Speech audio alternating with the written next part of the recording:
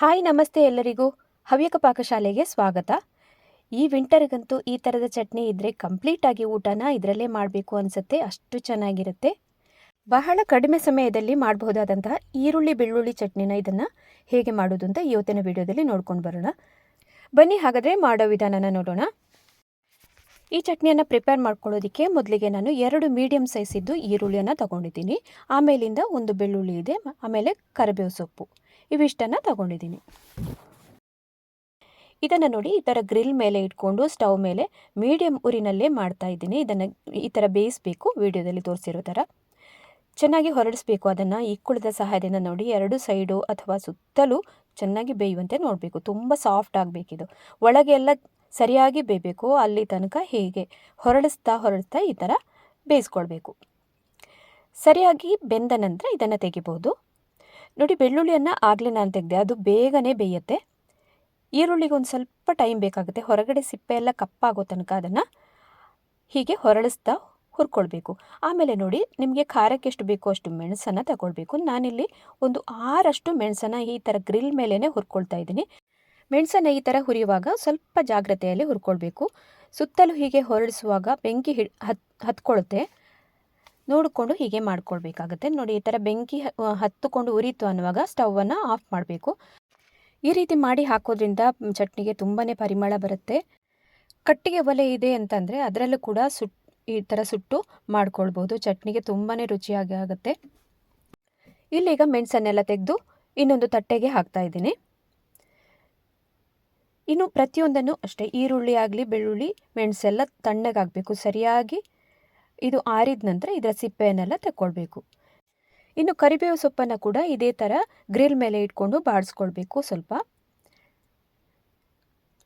ಇದನ್ನು ಕೂಡ ಅದರ ಜೊತೆಗೇ ಹಾಕಿ ತಣ್ಣಗಾಗೋವರೆಗೆ ಬಿಡಬೇಕು. ಒಂದು 5 ನಿಮಿಷ ಎಲ್ಲ ಹಾಗೇ ಬಿಟ್ಟರೆ ತಣ್ಣಗಾದ ನಂತರ ಇದರ ಸಿಪ್ಪೆ ಎಲ್ಲ, ಈರುಳ್ಳಿ ಸಿಪ್ಪೆ ಬೆಳ್ಳುಳ್ಳಿ ಸಿಪ್ಪೆನೆಲ್ಲ ತೆಕ್ಕೊಳ್ಬೇಕಾಗುತ್ತೆ. 5 ನಿಮಿಷ ಎಲ್ಲ ಆರೋದಕ್ಕೆ ಬಿಟ್ಟ ನಂತರ ನೋಡಿ, ತಣ್ಣಗಾದ ಮೇಲೆ ಹೊರಗಡೆ ಸಿಪ್ಪೆ ಕಪ್ಪಾಗಿರುವ ಭಾಗ ಎಲ್ಲ ಇದೆಯಲ್ಲ, ಅದನ್ನೆಲ್ಲ ಚೆನ್ನಾಗಿ ತೆಕ್ಕೊಳ್ಳೋಣ. ಈಗ ಬೆಳ್ಳುಳ್ಳಿಯ ಸಿಪ್ಪೆಯನ್ನು ಕೂಡ ಹಾಗೇ ಮಾಡ್ಕೊಳ್ಳೋಣ. ಇಲ್ಲಿ ಎಲ್ಲನೂ ತೆಗೆದು ಕ್ಲಿಯರ್ ಮಾಡಿ ಇಟ್ಕೊಂಡಿದ್ದೀನಿ. ಕಪ್ಪಾಗಿರೋ ಭಾಗನೆಲ್ಲ ತೆಕ್ಕೊಂಡಿದ್ದೀನಿ ಆಗಲೇ. ಇನ್ನು ಬರೀ ಈರುಳ್ಳಿಯನ್ನು ಮಾತ್ರ ಒಮ್ಮೆ ಸಾಫ್ಟಾಗಿ ಈ ಥರ ಜಜ್ಜಿಕೊಂಡು ಇದನ್ನು ಸೈಡಲ್ಲಿ ತೆಗೆದಿಡಬೇಕು. 2 ಈರುಳ್ಳಿಯನ್ನು ಕೂಡ ಅದೇ ಥರನೇ ಮಾಡ್ಕೊಳ್ತಾ ಇದ್ದೀನಿ. ಮಿಕ್ಸಿ ಜಾರಲ್ಲಿ ಹಾಕಬೇಕಾದ್ರೆ ಇದನ್ನು ಸ್ವಲ್ಪ ಕುಟ್ಟಿ ಈ ಥರ ಜಜ್ಜಿ ಹಾಕೋದ್ರಿಂದ ತುಂಬ ಸುಲಭವಾಗಿ ನಾವು ಅದನ್ನು ಗ್ರೈಂಡ್ ಮಾಡಿ ಎಲ್ಲ ರೆಡಿ ಆಯಿತು. ಈರುಳ್ಳಿಯದು ಸಿಪ್ಪೆ ತೆಗೆದಾಯಿತು, ಆಮೇಲೆ ಜಜ್ಜಿ ಕೂಡ ಇಟ್ಟಾಯಿತು, ಬೆಳ್ಳುಳ್ಳಿ ಕೂಡ ಸಿಪ್ಪೆ ತೆಗೆದು ರೆಡಿ ಮಾಡಿದ್ದಾಯಿತು. ಇನ್ನೀಗ ಪ್ರತಿಯೊಂದನ್ನು ಕೂಡ ಮಿಕ್ಸಿ ಜಾರಲ್ಲಿ ಹಾಕ್ತಾ ಇದ್ದೀನಿ. ಇನ್ನು ಬ್ಯಾಡಗಿ ಮೆಣಸನ್ನು ಸ್ಮಾಲ್ ಪೀಸಾಗಿ ಕಟ್ ಮಾಡಿಕೊಂಡು ಹಾಕ್ಕೊಳ್ಬೇಕು. ಮಿಕ್ಸಿಯಲ್ಲಿ ರುಬ್ಬಬೇಕಾದ್ರೆ ಸ್ವಲ್ಪ ಸುಲಭ ಆಗುತ್ತೆ, ಅದಕ್ಕೋಸ್ಕರ ಪ್ರತಿಯೊಂದು ಮೆಣಸನ್ನು ಹಾಗೆಯೇ ಕಟ್ ಮಾಡಿ ಹಾಕೋದ್ರಿಂದ ಈಸಿಯಾಗಿ ಗ್ರೈಂಡ್ ಮಾಡಿ ತರ್ಬೋದು. ಮೆಣಸನ್ನೆಲ್ಲ ಕಟ್ ಮಾಡಿ ಆಯಿತು ಅಂದಾಗ ಕೊನೆಯಲ್ಲಿ ಕರಿಬೇವು ಸೊಪ್ಪನ್ನು ಕೂಡ ಬಾಡಿಸಿ ಇಟ್ಕೊಂಡಿದ್ದೀವಲ್ಲ, ಅದನ್ನು ಕೂಡ ಇದರ ಜೊತೆಗೇ ಹಾಕ್ಕೊಳ್ಬೇಕು. ಇನ್ನೇನಿಗೆ ಬಾಗಿ ಏನೆಲ್ಲ ಹಾಕಬೇಕು ಅಂತ ಒಂದ್ಸಲಿ ನೋಡ್ಕೊಂಡು ಬರೋಣ. ಇಲ್ಲಿ ಹುಣಸೆ ಹಣ್ಣನ್ನು ತಗೊಂಡಿದ್ದೀನಿ. ಒಂದು ಸಣ್ಣ ನಿಂಬೆ ಹಣ್ಣು ಗಾತ್ರದ ಹುಣಸೆ ಹಣ್ಣನ್ನು ಅದರ ಜೊತೆಗೇ ಹಾಕ್ಕೊಳ್ಬೇಕು. ಇನ್ನೀಗ ರುಚಿಗೆ ಎಷ್ಟು ಬೇಕೋ ಅಷ್ಟು ಉಪ್ಪನ್ನು ಕೂಡ ಇದರ ಜೊತೆಗೇ ಹಾಕ್ಕೊಳ್ತಾ ಇದ್ದೀನಿ. ಉಪ್ಪನ್ನು ಹಾಕಿ ಆದ ನಂತರ ತೆರೆಯಾಗಿ ಇದನ್ನು ರುಬ್ಕೊಂಡು ತರ್ತೀನಿ. ತುಂಬ ಗ್ರೈಂಡ್ ಮಾಡ್ಕೊಳ್ಳೋದಕ್ಕೆ ಹೋಗಬಾರ್ದು. ಇದು ನೋಡಿ, ಮೆಣಸೆಲ್ಲ ಈ ಥರ ಇಷ್ಟು ಗ್ರೈಂಡ್ ಆದರೆ ಸಾಕಾಗುತ್ತೆ. ಮಿಕ್ಸಿಯಲ್ಲಿ ಆ ಥರ ಗ್ರೈಂಡ್ ಮಾಡೋದು ಕೂಡ ಕಷ್ಟನೇ, ಹಾಗಾಗಿ ಅಷ್ಟು ತೆರೆಯಾಗಿ ಮಾಡಿಕೊಂಡ್ರೆ ಸಾಕಾಗುತ್ತೆ. ಇನ್ನೀಗ ರುಬ್ಬಿಕೊಂಡಂತಹ ಚಟ್ನಿನ ಒಂದು ಸಣ್ಣ ಬೌಲಿಗೆ ಹಾಕ್ತಾ ಇದ್ದೀನಿ.